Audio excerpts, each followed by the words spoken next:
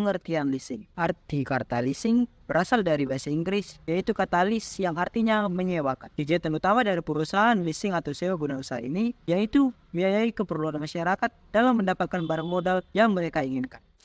Manfaat leasing ada 7. Yang pertama, diversifikasi sumber pembiayaan. Yang kedua, menghemat modal. Yang ketiga, persyaratan lebih fleksibel. Yang keempat, biaya lebih murah. Yang kelima, menghemat arus kas. Yang keenam, menghindari resiko keusangan. Yang ketujuh, memperoleh proteksi inflasi dan lain-lain. 4 pelaku utama atau pihak yang terlibat dalam setiap transaksi leasing. Yang pertama yaitu lessor. Lessor adalah perusahaan sewa guna usaha atau di dalam hal ini adalah pihak yang memiliki hak atas kepemilikan barang. Yang kedua adalah lessee. Lessee adalah perusahaan atau pihak yang memakai barang. Yang ketiga yaitu supplier. Supplier adalah pihak penjual barang yang disewa guna usahakan. Dan yang terakhir yaitu bank, di mana turut terlibat secara langsung dengan kontrak leasing. Nah, yang selanjutnya adalah jenis-jenis leasing.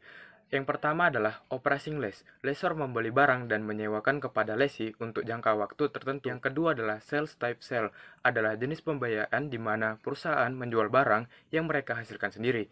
Yang ketiga adalah leverage lease, yang di mana melibatkan pihak ketiga yang disebut provider. Baik, saya akan menyebutkan kelebihan dari leasing.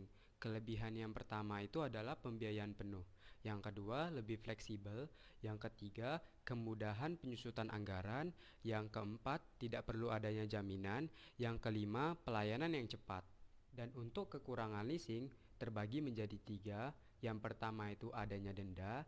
Yang kedua adanya penyitaan. Dan yang ketiga adanya penalti.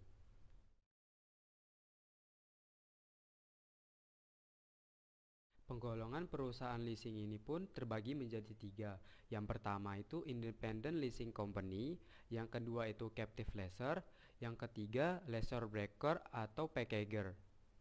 Independent Leasing Company adalah perusahaan leasing yang berdiri sendiri atau independen dari supplier atau produsen. Perusahaan dapat memperoleh barang dari berbagai supplier atau produsen, contohnya Adira, WOF, dan SOF. Pihak leasing membutuhkan barang modal dan menghubungi perusahaan leasing. Kontrak leasing dibuat untuk mengikat kerjasama antara pihak leasing dengan lessor. Pihak lessor mencari supplier untuk memenuhi kebutuhan barang modal. Lessor membeli barang modal dan melakukan pembayaran pada supplier. Sesuai dengan kontrak leasing, pihak leasing akan melakukan pembayaran angsuran kepada pihak lessor. Baiklah, di sini saya akan menjelaskan mengenai captive lessor. Seperti yang kita ketahui, captive lessor adalah perusahaan leasing yang didirikan untuk menjual produk-produknya sendiri. Adapun contoh perusahaannya seperti yang kita lihat di slide. Nah, adapun mekanisme atau prosedur captive lessor sebagai berikut sesuai yang di slide. Secara singkat, pihak leasing menghubungi lessor untuk meminta pembiayaan barang modal. Kemudian lessor menghubungi perusahaan induk untuk menyediakan barang modal.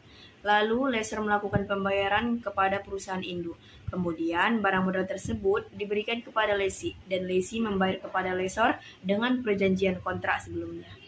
Lease broker atau packager. Apa itu lease broker? Lease broker merupakan suatu perusahaan leasing yang mempertemukan pihak calon lessee yang membutuhkan suatu barang kepada pihak lessor dengan cara leasing. Berikut adalah mekanisme dari lease broker atau packager, di mana lease broker menjadi tempat untuk para pihak lessor yang dipertemukan kepada pihak calon lessee yang membutuhkan suatu barang.